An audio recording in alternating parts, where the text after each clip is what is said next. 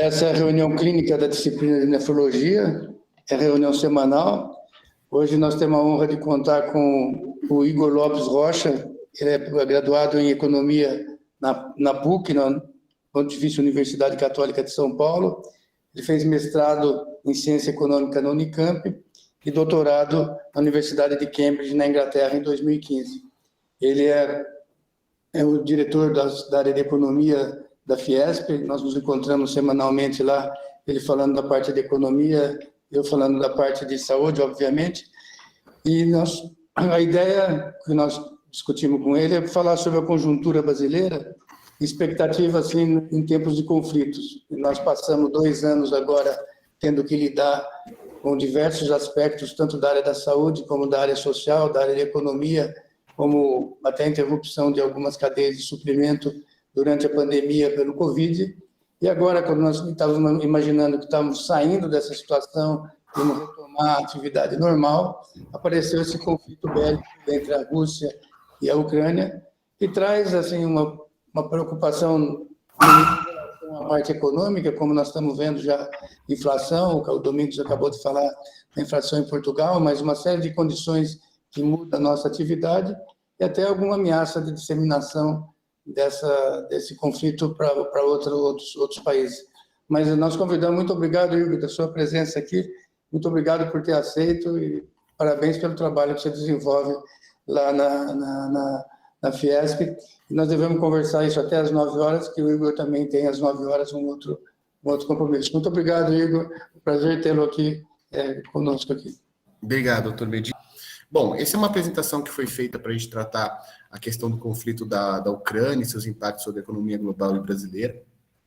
E, obviamente, outras questões relacionadas a câmbio, juros, inflação, mercado de trabalho, também vão ser colocados aqui, até para a gente ver o que está acontecendo no Brasil e o que esperar, né, para frente também. Então, muito bem, como todos sabem aqui, o conflito, né, da Ucrânia com a Rússia, ele acabou deixando a recuperação da economia brasileira num momento muito complicado, né? Basta ver as próprias projeções que o FMI, que o Banco Mundial tem.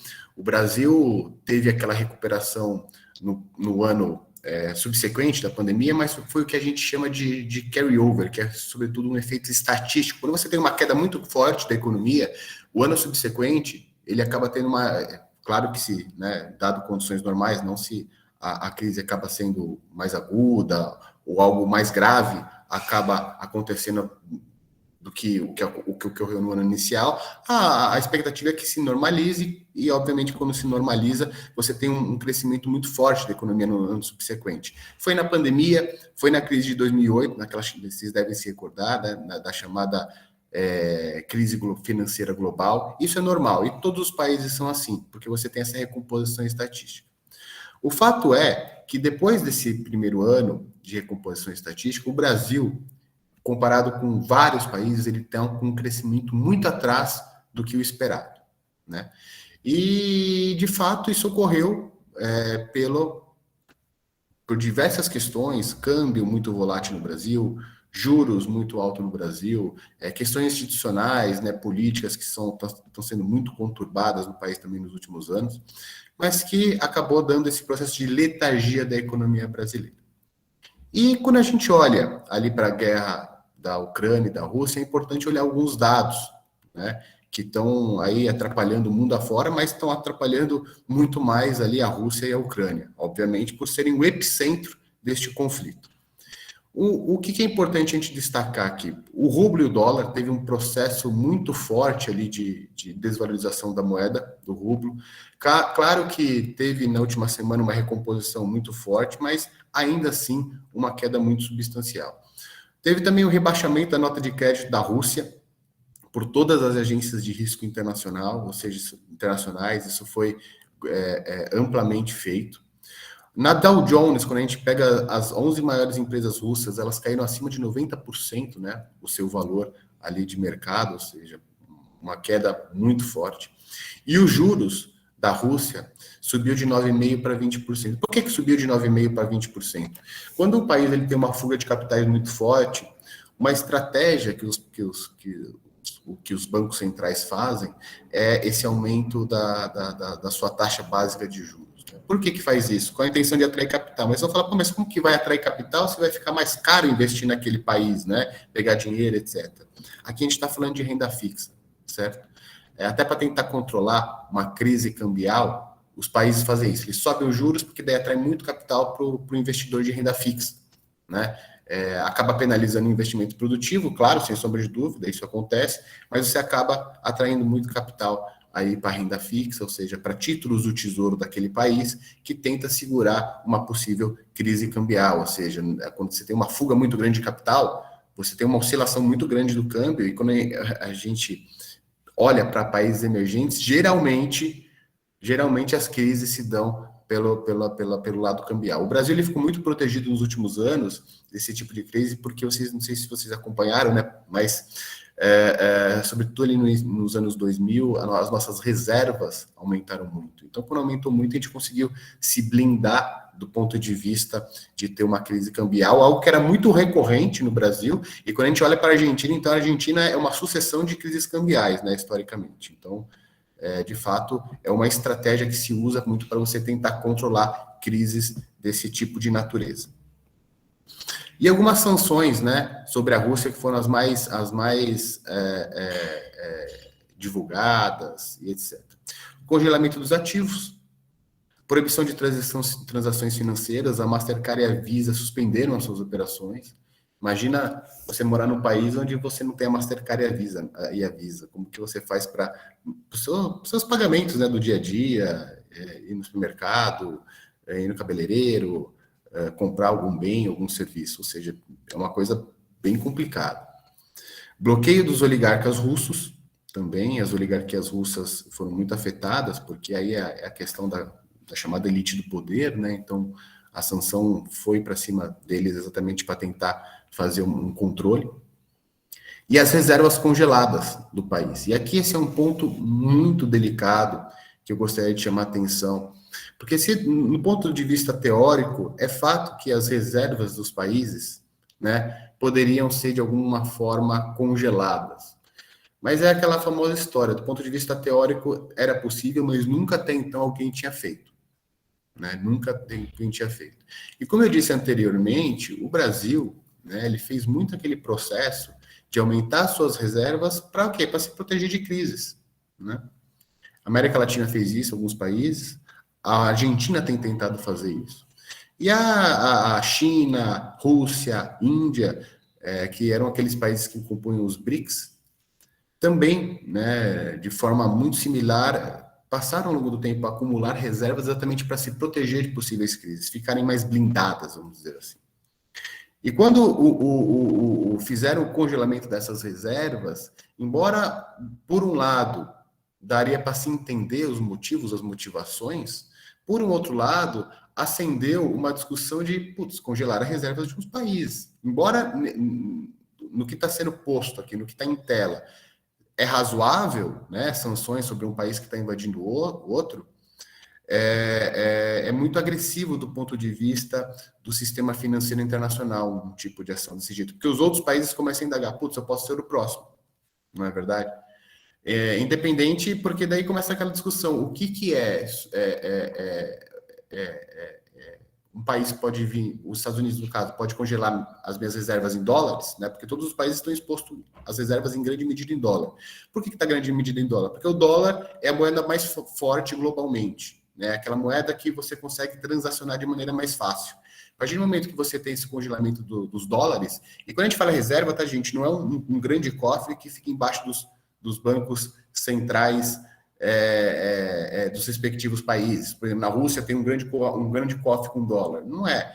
As reservas que a gente fala são exatamente esse montante de recursos, né, que está dividido em diversas classes de ativos, mas sobretudo em dólar, que fica ali no sistema financeiro internacional. Né? Os países estão conectados no sistema financeiro internacional. Então, quando foi bloqueada as reservas desses países, aconteceu isso que foi muito grave, dos países começarem a indagar se era prudente eles terem dólar, porque, ok, foi feito por um bem maior, nesse caso, mas quem que vai arbitrar isso, né? Que em algum momento pode, por uma questão de guerra, de poder, simplesmente, as minhas reservas serem congeladas. Então, o dólar começou a ser muito colocado em xeque sobre a reserva global de valor, né?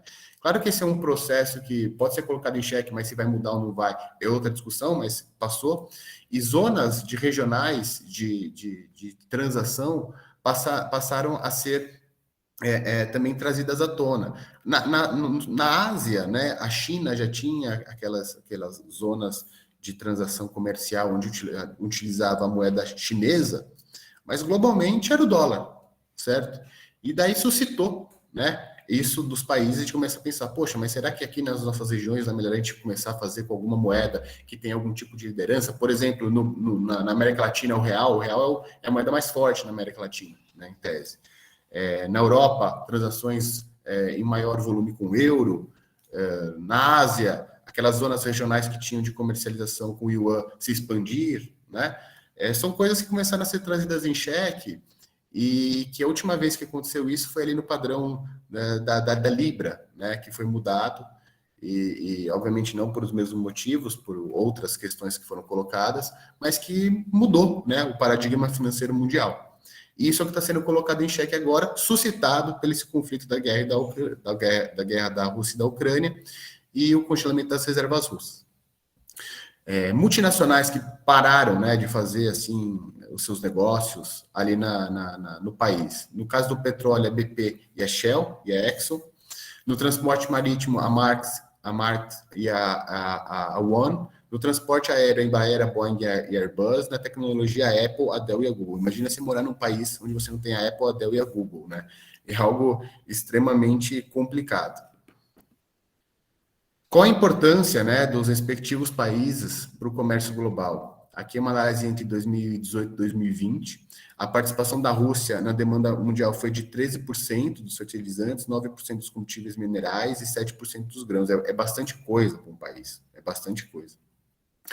Quanto às exportações da Ucrânia, né, correspondeu a 7% dos grãos, sobretudo trigo, ela produz muito trigo, gorduras e óleos, e o ferro e o aço. Então, todo esse processo que a gente já tinha dos fertilizantes tendo aumento do preço, dos grãos, ou seja, das commodities tendo aumento do preço, do ferro e do aço tendo aumento do preço, e dos combustíveis, isso acabou sendo acentuado, né, pela guerra aí da Rússia e da Ucrânia, porque a parcela que eles têm desses setores é significativa.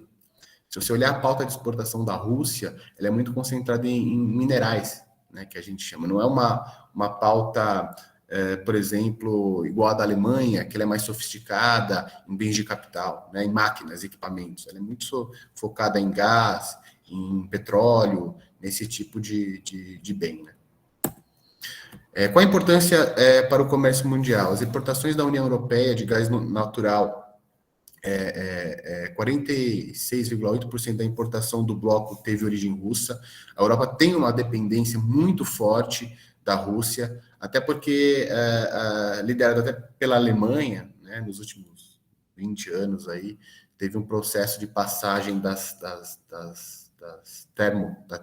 usinas termos ali da Europa para uma maior dependência do gás russo, né, porque entendia-se que era uma energia mais limpa. Hoje está sendo colocada em xeque, na verdade, porque fala, olha, na verdade a energia nuclear seria mais limpa, né, uma vez que não teria grandes resultados negativos, exceto se ocorre, por exemplo, um acidente nuclear, mas tirando isso, ela seria mais limpa, agrediria menos a natureza. Mas naquele momento tinha, né, a sua questão posta ali de fazer uma transição mais limpa, e o gás era tido como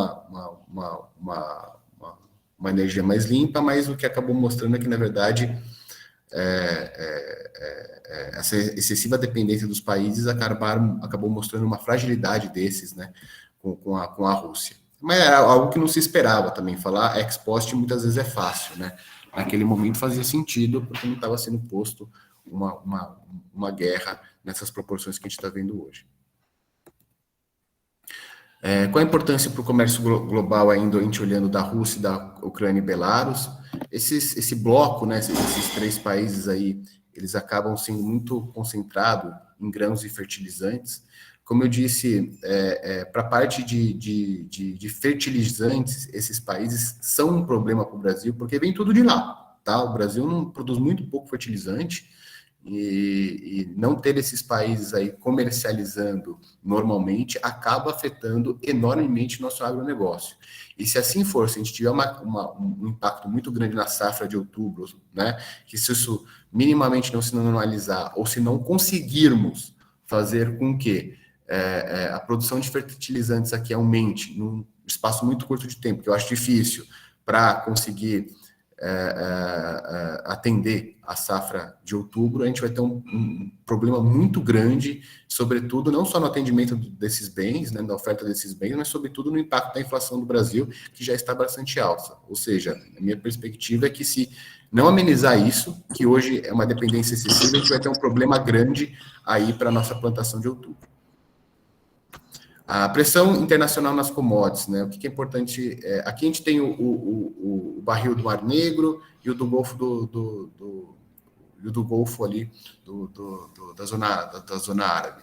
O que acontece? O Brent subiu mais de 40% já, esse dado aqui a gente precisa até dar uma atualizada, tanto do Mar Negro quanto do Golfo do Pérsico. O trigo, maior patamar dos últimos 14 anos, e o milho, o maior patamar dos últimos 10 anos. Ou seja, é muito expressivo o impacto que teve nas economias. É por isso que a gente está vivenciando esse período de alta inflação da economia brasileira, né? E aqui, por isso que globalmente a gente está vivendo também um processo inflacionário e não deflacionário, que é o que a gente tinha no pré-pandemia. O que é importante destacar? O Brasil, no passado, ele teve 2 grandes choques que ele vivenciou e que acabou jogando a economia brasileira na chamada década perdida, que foi aquela década dos anos 80, que o Brasil, enquanto de 50 a 80 crescia mais de 7%, de 80 até 90 cresceu mais ou menos 1,5%. E chamaram de década perdida o Brasil crescendo em média 1,5% naquela década. Se a gente pegar os últimos 10 anos, nós crescemos cerca de 0,7%, ou seja, os últimos 10 anos da economia brasileira foi pior que a década perdida que a gente teve nos anos 80, né? Para vocês terem noção do quão complicado está o atual cenário da economia brasileira. E por que eu estou mostrando esse gráfico aqui com o preço do barril do petróleo, que vocês estão vendo, essa linha vermelha, né? Pelo seguinte, em 73 a gente teve um choque do petróleo. E em 79 a gente teve outro choque do petróleo consubstanciado, né, afetando as economias emergentes aqui, América Latina, aqui o Brasil, com o chamado choque dos juros dos Estados Unidos, que aumentou enormemente os juros lá fora, na época, na gestão do Paul Volcker. E por que eu estou mostrando isso? Porque o atual nível do preço do barril do petróleo ele já está se assemelhando àquele nível que a gente teve no final dos anos 70, começo dos anos 80, está próximo, né? Mostrando o quê? Que exatamente, eu não acredito que a gente vai ter o mesmo problema, porque naquele momento o mundo era financiado com chamados petrodólares, o Brasil tinha uma dívida externa muito grande, hoje o Brasil não tem uma dívida externa grande, hoje a nossa dívida é dívida interna, que faz com que a gente esteja muito mais protegido a choques externos que a gente tinha na década de 80, né? Graças a Deus, porque senão a situação seria muito complicada hoje em dia. E é importante destacar exatamente isso, né? Os preços já estão semelhantes ao que a gente teve naquele momento. Então, países que têm uma excessiva dívida externa, ou países que têm uma excessiva dependência de importação do óleo, ou mesmo países, juntando tudo isso, ainda sendo países emergentes, eles tendem a sofrer muito mais nesse momento, né? O Brasil conseguiu, ao longo desses anos, pelo trauma que teve até da década de 80, se proteger mais com reservas, com menos endividamento externo. Então, a gente tem uma situação mais confortável que a gente teve nos anos 80, a despeito desse patamar estar muito semelhante do que foi aí nesse período mais delicado da economia brasileira e das economias latino-americanas. Uma coisa que é muito importante destacar, isso aqui é até um gráfico que nas minhas apresentações lá na Fiesp, o doutor Medina deve ter acompanhado, que é para mostrar o quanto que a América Latina e o Brasil, aqui eu estou passando a casseta em cima, acredito que vocês estão vendo, nesse pilar azul e vermelho, ele é dependente na composição do seu índice de preços, certo? Vamos traduzir aqui, vai para do seu IPCA, de mudanças no preço de energia e de alimentos. Só quem é mais dependente que nós é a África subsaariana, certo? A gente é muito dependente o impacto que tem na energia e nos alimentos impacta muito a nossa inflação. Essa é a tradução. Tá?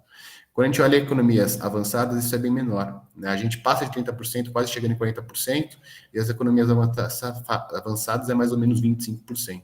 Enquanto a gente olha para a África subsaariana, é acima de 50%, é mais ou menos 50%. E então é o que eu estou dizendo, né? Quando você tem uma oscilação muito forte do preço da energia e no preço de alimentos, os países menos desenvolvidos acabam sofrendo muito mais que os países desenvolvidos. Economia brasileira, como eu disse aqui na minha fala inicial, a gente em 2020 cresceu 4,6%, mas a gente cresceu exatamente por esse processo que nós economistas chamamos de recomposição estatística. Quando um país cai muito, né, num período anterior, é muito usual se esperar um crescimento muito substantivo no período seguinte, exatamente por esse processo de recomposição estatística. O mundo foi muito semelhante, né? O mundo caiu isso, teve país que caiu quase 10% e depois subiu 11%, 12%. No caso do Brasil, que caiu quase 4% e recuperou 4,5%. Mas lembre-se, uma coisa que é importante sempre falar, né? Se você tem, vamos supor, uma base 100, você cai 10%, você vai para 90%. Se você sobe 10%, você não volta para o mesmo patamar do anterior, porque 10% de 100, você cai para 90%. Se você acrescenta mais 10%, você vai para 99%, você não volta para 100%. Né? Então, isso é interessante ser notado, que um país para se recuperar, ele precisa crescer mais, né, do que ele caiu no período anterior. Como eu disse, aqui não está considerando 2021, que acaba fazendo esse número sair de 0,3 para 0,7, mas o fato é que nós crescemos menos, né, na última década do que foi na década perdida dos anos 80, ou seja, a situação brasileira está bem complicada, e quando a gente olha, o Brasil de 50 a 80 era o país que mais crescia no mundo, acima de 7%, era algo muito substantivo, era um país líder, né, era a China do mundo na época. E aqui foi o processo de desindustrialização muito forte da economia brasileira, que acabou estimulando esse processo de baixo crescimento, de baixa sustentabilidade do crescimento. A indústria brasileira, que nos anos 80 chegou ali a 22% praticamente, nos anos 80, caiu hoje para 11%. Né? Claro que os países, é esperado, e daí eu não vou entrar nesse tipo de discussão, mas que quando se tornam ricos, acabam tendo uma melhor participação da indústria, porque os serviços sofisticados entram, etc. Mas o fato é que o Brasil se desindustrializou sem fazer uma distribuição de renda, sem fazer uma redução da desigualdade, sem fazer uma passagem para setores mais sofisticados da produção, né? E o que acabou deixando a gente muito dependente, muito fragilizado e chamado e colocados ali naquela chamada armadilha da renda média. O mercado de trabalho brasileiro continua bastante pressionado, né? A taxa de desemprego ela está em queda, mas ainda está num patamar muito elevado, certo? Se a gente olhar a taxa de desemprego ali no ápice da pandemia chegou a 14, quase 15, mas a gente está num patamar muito semelhante do pré-pandemia, de 11, quase 12%. São 12 milhões de desempregados. É um patamar muito alto, né? Por uma economia emergente, é um patamar muito alto há muito tempo. O Brasil está com desemprego alto há muito tempo. Desde 2015, está com um patamar de desemprego muito elevado, para uma economia que, se a gente olhar no passado, aqui era 6,7%, 7%. 6,7%, 7% é o que uma economia a gente chama de quase nível de pleno emprego. Tá? O que é importante notar nesse gráfico assim, aqui também? A ocupação informal lidera a recuperação. Isso é muito complicado, porque a informalidade está muito alta, né? Os formais são essas barrinhas, essa parte azul, e os informais é a parte vermelhinha, né? A informalidade da economia está muito alta, e isso é muito ruim para a questão da desigualdade social. Porque a gente sabe, né, que o trabalho informal tende a ter uma remuneração pior do que o trabalho formal, e toda aquela questão de amparo social fica deixada de lado num país que precisa muito desse amparo, sobretudo para as famílias mais pobres. Taxa de câmbio, que aqui é a pergunta que todo mundo me faz querendo viajar no final do ano. O que vai acontecer com o câmbio? O câmbio, o doutor Medina acompanhou essa minha apresentação, eu estava com a leitura de câmbio para baixo. Câmbio para baixo, real menos valorizado, certo? A gente tem uma entrada muito grande de dólares no país. Quando você tem uma entrada muito grande de dólares, certo? O dólar fica mais barato, ou seja, o real se valoriza. Isso foi um processo que aconteceu por uma série de fatores. Bolsa brasileira ficou muito descontada, muito barata quando comparada com outros países emergentes. O Brasil se descolou muito. A renda fixa está tendo uma entrada muito grande, porque a gente sai de uma taxa de juros de 2% para uma taxa de juros esperada de já para 13% esse ano, ou seja, um aumento muito substancial, então vai todo mundo migrando para a renda fixa, estrangeiros indo para a renda fixa brasileira, meio que naquele processo que a Rússia fez, só que obviamente em menor proporção, né, de tentar atrair capital via aumento da sua Selic. O Brasil não fez esse aumento da Selic para atrair capital, mas fez para conter, em tese, a inflação, e contendo a inflação com uma Selic aumentando tanto, você atrai recursos, porque a remuneração, né, do investimento em renda fixa acaba ficando maior. Então, tanto o investidor doméstico deixa de produzir para colocar em renda fixa, quanto o investidor internacional olha para o Brasil. O Brasil, a despeito de seus problemas históricos e conjunturais, com uma taxa de juros de 13%, acaba sendo atrativo, então acaba tendo capital. E quando isso acontece, o dólar fica mais barato, porque entra mais dólar na economia brasileira. Eu sempre gosto de colocar dessa forma aqui, para não iniciados fica mais fácil. Quando você tem mais dólar na economia brasileira, o dólar fica mais barato, porque está entrando mais dólar. Quando você tem menos dólares na economia brasileira, o dólar fica mais caro, porque você tem menos dólares aqui. Certo? Então, agora está entrando dólares, por isso que vocês viram essa taxa de câmbio caindo tão fortemente nos últimos tempos aqui. Fatores que podem mudar isso. Se essa guerra tomar proporções maiores do que está sendo posta hoje, daí, em momentos de altíssimo estresse global, o dólar tende a se valorizar, não a se desvalorizar, porque ocorre esse movimento de flight to quality, de fuga para a qualidade. Pega 2008, por exemplo, foi aquela crise global, epicentro foi os Estados Unidos, todo mundo falou, poxa, o dólar vai cair. Não, o dólar aumentou, porque saiu o dólar dessas economias emergentes e foram tudo para os Estados Unidos para fazer esse porto seguro, todo mundo se abraçar, né, nessa moeda reserva de valor global, num momento de alto estresse da economia mundial. O risco ainda tá bem mais baixo, esse dado aqui foi atualizado.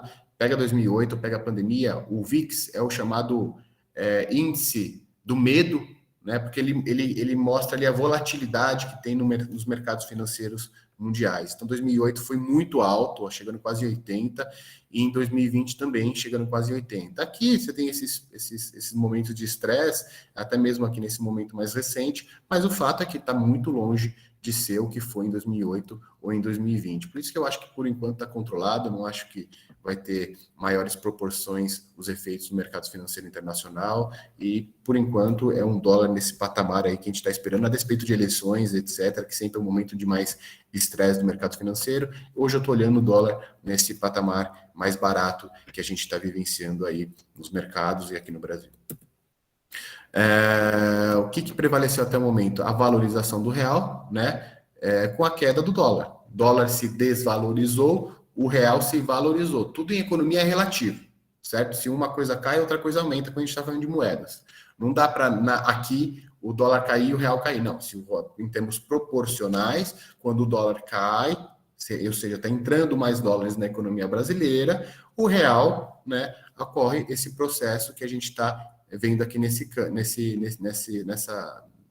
gráfico de taxa de câmbio. Ou seja, a gente sai de uma taxa de câmbio de 5,70 para 4,75.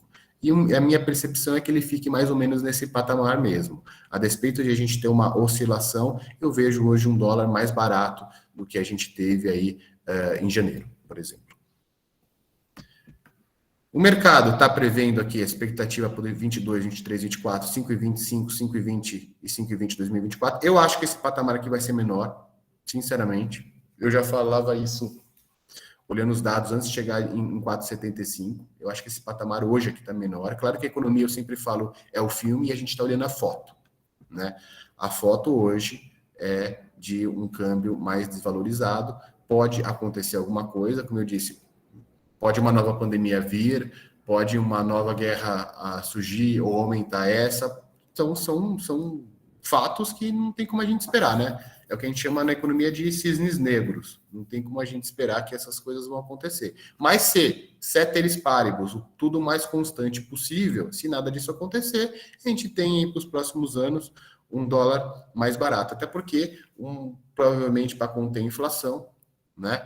É o que o Banco Central, a Fazenda faz, é deixar o real se valorizar, porque você consegue controlar a inflação quando você tem um real mais caro em relação ao dólar. Ou seja, você tem um dólar mais barato, você tem um real mais caro.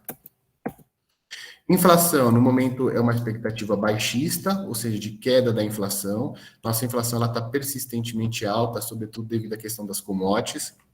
As condições de oferta, né, do mercado ali do agro, da soja e o milho, ou seja, a relação estoque-consumo, que historicamente era 30%, você tinha uma margem maior, está muito baixa, está entre 20 e pouquinhos por cento, né? Ou seja, você não está com tanto estoque em relação ao consumo que você tem hoje, tanto nacional quanto fora. Então, isso acaba pressionando os preços, ou seja, sua oferta está menor, você está colocando uma quantidade menor de bens para o mercado, né? Porque é aquela coisa, se você tem uma oferta muito grande, muita gente produz, você tem muito daquele bem no mercado, o preço dele tende a ficar um pouco mais controlado, porque você tem muito daquele bem naquele mercado. Quando você tem um movimento inverso, pouco daquele bem no mercado, o preço dele sobe devido à sua escassez. Tá? Então, o que está acontecendo hoje é isso. Não estou dizendo que a gente tem escassez de alimento, não é isso, mas a sua relação histórica está mais apertado em relação ao que a gente tinha no passado. E, obviamente, isso tudo conturbado aí pelos pontos centrais que a gente está tratando aqui, que foi pandemia e guerra da Ucrânia com a Rússia. IPCA, inflação. A inflação, a expectativa é de queda, né? Como eu já disse. Eu acho extremamente contraproducente usar uma taxa de juros, né, em quase 13% aí prevista para esse ano para combater uma inflação de oferta. O pessoal falou assim, mas não vai trazer a inflação para baixo? Vai trazer a inflação para baixo, mas a que custo que vai trazer a inflação para baixo? Não é? É aquela famosa história, a operação foi um sucesso, mas o paciente morreu. Então, o que está acontecendo é um pouco disso, né? A gente está com a economia crescendo quase 0%, a gente vai subir juros para quase 13%, para eventualmente crescer mais, deixar o crescimento, se pode chamar de crescimento, mais próximo de zero, ou mesmo jogar a economia numa recessão. E daí falar, bom, temos a inflação. Perfeito, mas é complicado, né, fazer uma ação desse tipo, sobretudo no momento que a economia está tão fragilizada do ponto de vista de emprego, de renda, e com as mazelas sociais aí na cara de todo mundo, jogar uma inflação para um patamar, jogar uma taxa de juros para um patamar tão alto. É claro que se você tem um componente de oferta e demanda ali que compõe o índice de preço, ou seja, a inflação e o IPCA, vamos supor que 50%, exemplo meramente ilustrativo, não é isso, tá? Mas só para exemplificar para vocês, você tem 50% que é uma inflação de demanda, ou seja, as pessoas estão comprando muito e por isso os preços estão aumentando. E você tem um outro que é uma inflação de oferta, né? Só que se essa inflação, no caso aqui, está sendo gerada por uma inflação de oferta, ou seja, os preços estão aumentando porque tem uma escassez de um determinado bem na economia. E daí você aumenta o juros, você não vai estar combatendo essa inflação de oferta, você vai estar combatendo a inflação de demanda, que hoje está muito baixa. Então, eu sempre brinco, é um pouco que o técnico chamar o boxeador para o corner, depois ele ter apanhado para dedéu, dá um outro soco na cabeça dele e fala assim, acorda para ir lutar. O cara já está debilitado, no caso da economia, já está super afetada pelos últimos eventos, desde 2015 que a gente não consegue crescer, é uma economia que está muito, muito fragilizada. Quanto mais as economias deixam de crescer, mais difícil mais difícil é delas crescerem, porque empresas fecham, as pessoas param de procurar trabalho, etc, etc. E o que está acontecendo com a economia brasileira é isso, por isso que a gente está com um patamar de desemprego tão alto, né? Então, assim, vai trazer a inflação para baixo? Ok, ajuda a trazer a inflação para baixo, mas os custos disso eu acho muito severos para a atual situação da economia brasileira. Aqui é o INPC, a projeção também, que aqui é utilizado muito para reajuste salarial, também vai cair, né? No caso, a expectativa desse preço. Taxa de juros, o movimento agora, se nada acontecer, é de a gente chegar aqui nesse ano em 12,75%, 13%. Hoje não passa de 13%, até porque a economia está muito debilitada. Como eu já disse, eu acredito que passou demais do ponto do aumento dos juros, saiu de 2 para 11,75 e a expectativa é de 13, né? Ou seja, em um ano é um aumento de, arredondando aqui, de 10 pontos. É um aumento muito substancial. Nenhuma economia do mundo, exceto a Rússia, fez um movimento tão alto de aumento da Selic, né? Para quem quer investir em renda fixa, é interessante, porque de fato a remuneração está muito boa, você ganha quase 1% ao mês para não fazer nada, né? Mas você penaliza o investimento produtivo, você penaliza a geração de renda, você penaliza a geração de emprego, ou seja, você deixa a economia mais debilitada do que ela já está, do ponto de vista de crescimento econômico. O Banco Central, aqui é a curva, né? Olha como, para vocês verem como que foi restritiva essa política monetária, quão forte que foi. Saiu de 2 para 11,75. E essa curvinha vai vir parar mais ou menos aqui, ó, nos 13%. Ou seja, praticamente uma reta só, né? Foi de aumento da Selic. Selic, a expectativa 13% em 2022, encerrando esse ano, 2023, 9%, 2024, 7,5%. Né? Ou seja, para quem compra pré aí, as expectativas é de ter uma boa remuneração na medida que a curva vai fechando para os próximos meses, para os próximos anos. Claro, como eu disse, se nada mudar, se nada acontecer. Economia é o filme, a gente está olhando hoje a foto que nós temos hoje é de uma inflação mais comportada para o futuro, é de um câmbio num patamar mais baixo, etc, etc, etc. O crescimento, né? Quais são os drivers de crescimento aí da economia brasileira? Setores ligados a commodities, o relaxamento fiscal dos estados e municípios, não só pelo ano eleitoral, os governos gastam mais, mas sobretudo também por uma melhora fiscal ali que teve com o aumento dos preços das commodities, dos combustíveis, que acabou melhorando a arrecadação dos estados, municípios e do governo federal.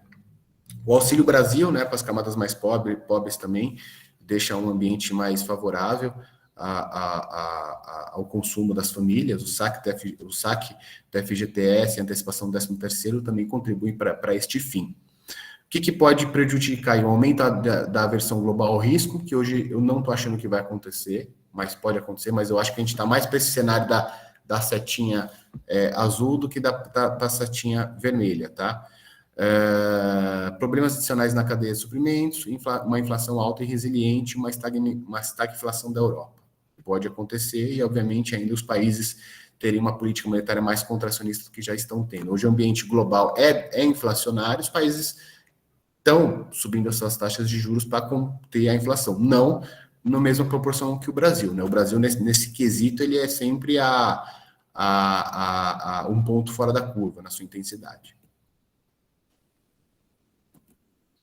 Aqui, evolução da expectativa de crescimento, 22, 23, basta ver o quanto que se esperava crescer, né, no início das suas projeções que o mercado fazia, e como que isso foi caminhando cada vez mais para baixo, para baixo, para baixo.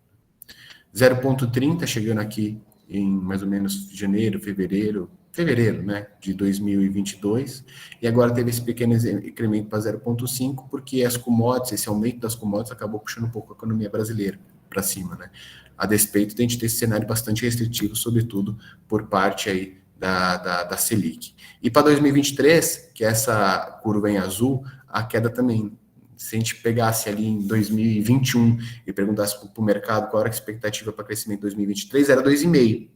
Na medida que o tempo foi passando, foi caindo, hoje está 1,30%. Ou seja, em 2022 a gente saiu de 2,30 para 0,5, e em 2023 de 2,5 para 1,30 na expectativa de crescimento que o mercado tem para a economia brasileira.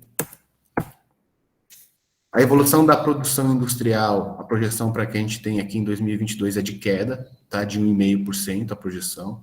Tivemos ali em 2020 uma queda de 4,-4%, depois uma recomposição de 3,9%, daquela forma que eu já expliquei, da mesma forma que o PIB, quando você tem uma queda muito substancial, os períodos subsequentes você tem uma alta. A mesma coisa a gente pode ver aqui em 2008. É interessante que esse gráfico aqui dá para ver, né? A crise foi gestada em 2008, os seus impactos foram em 2009, em 2010, a produção industrial, que tinha caído menos 7, subiu para mais 2. A mesma coisa aconteceu, mas em proporções distintas, né? Obviamente, mas aqui nesse período, que é esse processo de recomposição estatística que a gente vê sempre em períodos que tem uma queda muito grande. E sobretudo com choques externos. A expectativa da Fiesp para o PIB hoje, em 2022, está em 0, ou seja, as simulações, nossas simulações que eu faço com a equipe econômica, está sugerindo que 2022 vai ser um ano fraco para o desempenho da economia brasileira. E, no caso, chamar de crescimento 0 é até um pouco estranho, mas a ideia é que entre 0,5% de crescimento da economia brasileira esperado para 2022.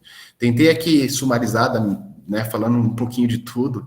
Eu sei que essa apresentação aqui foi bastante ampla, bastante diversa, abordando diversos pilares aqui, taxa de inflação, juros, câmbio, guerra da Ucrânia com a Rússia, mas eu espero que tenha sido agradável. Eu sei que às vezes o tema é um pouco denso, e no que vocês quiserem fazer de pergunta, estou aqui à disposição. É uma grande alegria, um grande prazer estar aqui aceitando para participar dessa reunião que o doutor Medina me convidou. Doutor, muito obrigado, e eu me coloco aqui à disposição para responder perguntas, caso elas existam aqui. Será um prazer responder. Obrigado, Igor. Antes de te agradecer, eu só vou anunciar a reunião da próxima semana, que aí é um tema médico, e aí podia mudar ali por inflação resistente e refratária, duas faces da mesma moeda, mas é hipertensão arterial, resistência refratária, duas faces da mesma moeda. Quem vai falar é a doutora Cibele Saad, ela é oriunda aqui da Escola de Medicina, é professora titular de nefrologia também na PUC, em Sorocaba, e ela vai falar semana que vem nessa mesma reunião, com esse mesmo perfil. Também é uma situação complexa, mas Marx falou que a moeda é a única régua universal. Está aí, está claro. O Hélio, eu gosto sempre de mencionar o Hélio. O Hélio, ele é membro do nosso Conselho Fiscal, e ele, nesses 2 anos, ele aprendeu mais economia, mas aprendeu mais sobre o Covid do que sobre economia, porque toda reunião nossa no decorrer desses 2 anos, ele já está quase adquirindo um CRM, um registro do Conselho Regional de Medicina. Então, muito obrigado, Igor, muito obrigado mesmo. E, mais uma vez, eu acompanho todas as suas apresentações lá na Fiesp, acompanhamos junto, e todo dia eu estou aprendendo, por isso que eu te convidei para vir falar aqui.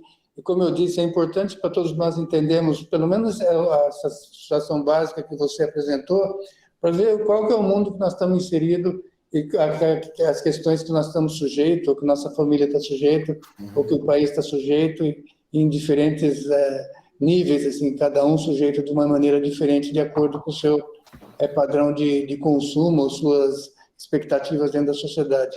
Queria passar a palavra para você e te agradecer muito mesmo. Obrigado, doutor Medina. É sempre um prazer, estou sempre à disposição quando precisarem. Estou muito feliz de estar aqui com vocês hoje. Obrigado. Um abraço aí, obrigado.